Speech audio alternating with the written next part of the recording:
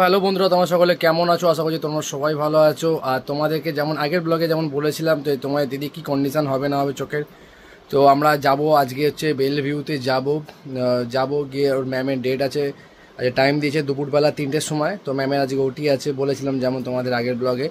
তো তোমার দিদির চোখের অবস্থাটা প্রচুর খারাপ। তো এখন আমরা বেরিয়ে পড়ছি, অলরেডি তোমার দিদি রেডি হচ্ছে। তো আমরা বেরিয়ে পড়বো, এখন যাব আমরা বেল ভিউ প্রিয়াম্বদা বিড়লা আই ফাউন্ডেশনে। তো ওখানে গিয়ে দেখা যাক, তোমার দিদি চেক আপ করিয়ে কী হচ্ছে না হচ্ছে। তো হসপিটালে গিয়ে যতটা পারবো আমি তোমাদের ভিডিও করে বলার চেষ্টা করব, আর কী হচ্ছে না হচ্ছে তোমাদেরকে অবশ্যই জানাবো। আর ভিডিওটা দেখতে থাকো, ভালো লাগলে অবশ্যই লাইক করে দেবে, শেয়ার করে দেবে, সাবস্ক্রাইব করে দেবে। আর অবশ্যই প্রে করতে ভুলবে না, অবশ্যই প্রে করবে। তো চলো যাওয়া যাক, দেরি হয়ে যাচ্ছে, প্রিয়াম্বদা বিড়লায় যাই, গিয়ে বাকিটা তোমাদেরকে ওখানে গিয়ে বলবো। সো গাইস, ফাইনালি এখন আমরা প্রিয়াম্বদা বিড়লাতে চলে এসেছি। তো তোমার দিদির চোখের কন্ডিশন খুব খারাপ, তো এখানে আমরা দেখাবো। এখন ম্যাডাম আজকে ওটি ছিল, সেই কারণে একটু লেট হচ্ছে, বাট হয়ে যাবে আজকে তোমাদেরকে সব কিছুটা ডিটেলস দেবো। তো দেখা যাক কতদূর কী হয় না হয়। এবার আমাদের যাওয়াটা এর ওপর ডিপেন্ড করছে, যাই না যেতে পারবো কি না। তো আপাতত ও ভেতরে আছে, আমি বাইরে এসে তোমাদেরকে বলছি। তো চলো ভেতরেই দেখাচ্ছি ও কী করছে নিয়ে করছে, গিয়ে বসে আছে, বাবাও এসছে আজকে। তো তোমাদেরকে দেখাচ্ছি চলো, আর ম্যাডাম কী বলছে না বলছে সেটাও তোমাদেরকে জানাচ্ছি। তো চোখটা দেখো, কোন চোখটা হয়েছে বলো তোমরা, দেখে কোনটা বুঝতে পারছো? এইটা, হ্যাঁ এই চোখটা ফুলে আছে, তাই তো? চোখটা অনেকটাই ফুলে আছে। হ্যাঁ, তাকাতে পারছে না তো। এখন আমরা বসে আছি প্রিয়াম্বদা বিড়লাতে, এই যে দেখতে পাচ্ছে। তো এটা এখন এখানে সো গাইজ, ডাক্তার যখন ভেতরে ডেকেছিল তখন তোমাদেরকে বাকিটা বলতে পারিনি। তো আমরা অনেকক্ষণ ধরেই ওয়েটিং করছিলাম আজকে। তো ওয়েটিং করার পর ম্যামের ওটি ছিল, যেমন তোমাদের আগেও বলেছি। তো ম্যাম ওটি করে আমরা পৌঁছে গেছি পাক্কা একদম 3টের সময়। তো ওটি করে ম্যামের আসতে সময় লেগে গেছে 4:30, পৌনে 5টা। তো তারপরে আমরা ম্যামকে দেখালাম। তো ম্যাম দেখে অনেক কিছু বললো, যেমন চোখের একটা যে মনিতে যে লেয়ারটা থাকে, এই যে দেখতে পাচ্ছ, সেই লেয়ারটা উঠে গেছে।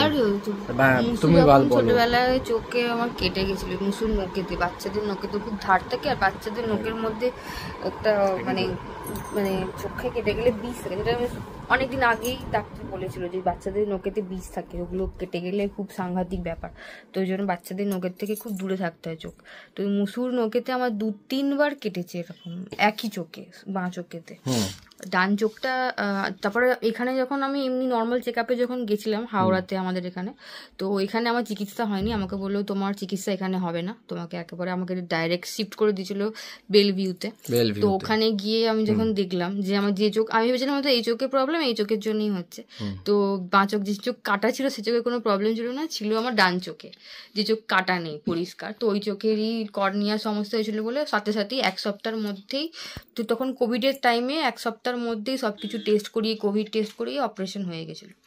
তো এখন মোটামুটি ঠিক ছিল, বলেছিল যে সাথেই তো বাঁ চোখটা অপারেশন হবে না, বাঁ চোখেও আছে, এটা দেখে চিকিৎসা করে তারপর করবে। তারপরে আমার পরি হয়ে যাওয়ার পরে আর অপারেশন হয়নি। তো বলেছিল বাচ্চা বড় হলে তারপরে অপারেশন হবে।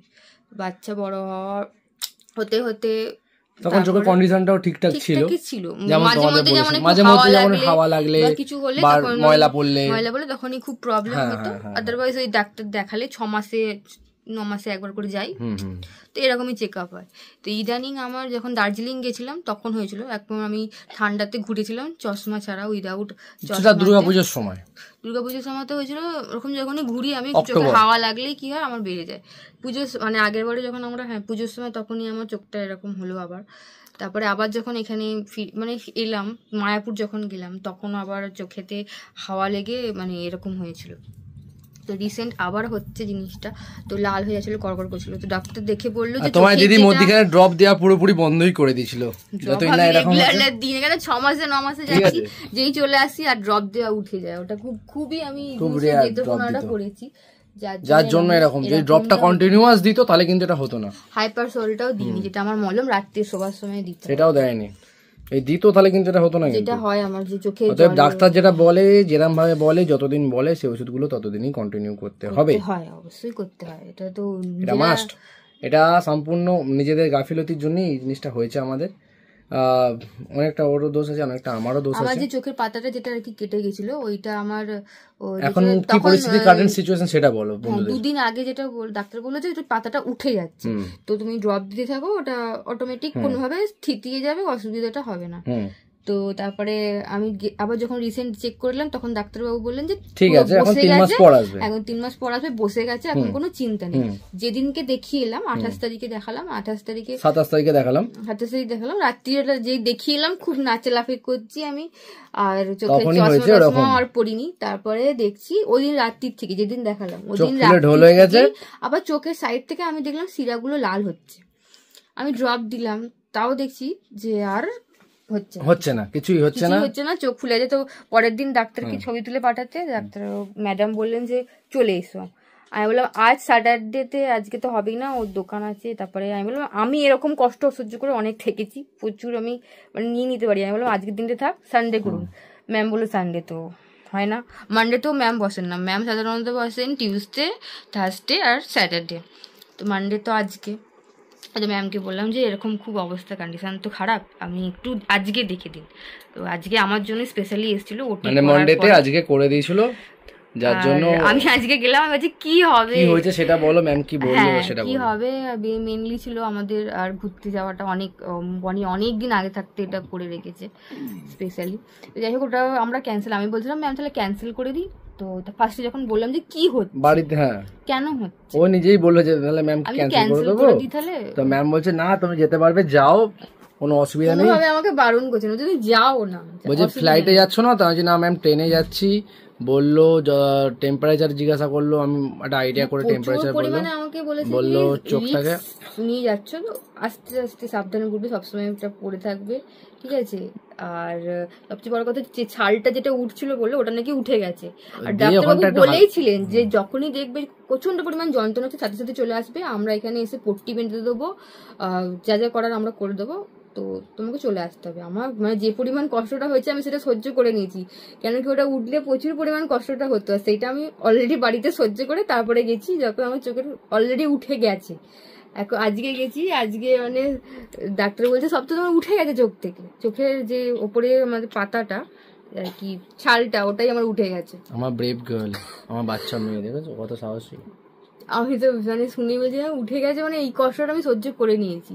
তো বললো কন্টিনিউ তুমি অ্যান্টিবায়োটিক ড্রপ দিয়েছে, ওইগুলো কন্টিনিউ দিতে বলেছে, অ্যান্টিবায়োটিক মলম দিয়েছে, আর একটা জেল যেটা ওটা চোখের জল শুকিয়ে গেলে দেবে দেয়, ওইটা মানে ওটা 4-4 টাইম দিতে বলেছে, তো ওটা দিচ্ছি। আর প্রচুরই খারাপ অবস্থা, মানে লাইট সানলাইট কি কোনো লাইট আমি চোখে নিতে পারছি না, মানে ঘরের লাইটটাও বন্ধ ছিল, এটা জাস্ট তোমাদের জন্য লাইটটা জ্বালিয়েছি এখন এই মুহূর্তে, এইখান থেকে নালে এই লাইটটা তোমরা দেখতে পেতে না, ঘরে অন্ধকার করেই বসে আছি। সবচেয়ে বড় কথা হচ্ছে আসলে ও তো চাইছে পুরো ক্যান্সেল করে দিতে, কিন্তু আমি না চাইছি, মানে আমার মন থেকে চাইছি যে যাই, আমাকে ভেতর থেকে মানে আমি ফিল করতে পারছি যে আমি যেতে পারবো। তো মানে এটাই সব থেকে বড় মনের সাহসের দিক, আমার যেটা ওঠার সেটা উঠে গেছে, ওই যখন ওই পেনটা যখন সহ্য করে নিয়েছি আমি জানি আমি ওই আগে অনেকবার হয়েছে, আমি করে দিতে পারবো, তো করছি চেষ্টা, মানে আমি যাবো, চেষ্টা করছি আমি যাবো, কষ্ট করে হলেও যাবো সেজন্য। আর চোখটা সত্যি অবস্থা খারাপ। তো ওখানে যখন আমাকে বললো যে এই পাওয়ার চেকের সময় যে চোখটা খোলো, তখন খুলে দেখলাম যে নিতে পাচ্ছি আলোটার, তারপর থেকে এমনি চশমা পরেই বসেছিলাম, আবার যখন বেরোলাম তখন চশমাটা খালি পড়েছি। লাইটটা এই কদিন থাক, 2 দিন চোখটা এরকম করে রাখি, তারপরে আবার আমি খুলে যাবো। চলো, এই তো গেল চোখের আপডেট। বাদ বাকি আপডেট আমাদের লাইফে কি হচ্ছে না হচ্ছে সেগুলো পেতে গেলে আমাদের নেক্সট ব্লগগুলো দেখতে হবে। ততক্ষণ অবধি সবাই ভালো থাকবে, সুস্থ থাকবে, নিজেদের খেয়াল রাখবে, চোখের খেয়াল রাখবে বিশেষ করে, আর অবশ্যই প্রে করে জানাবে, কমেন্ট করবে। আর যারা যারা এখন অবধি না দেখে সাবস্ক্রাইব করে ভিডিও দেখছো তারা অবশ্যই সাবস্ক্রাইব করে দেবে, আর একটা লাইক টিপে দেবে। ব্যাস, বাই বাই বাই।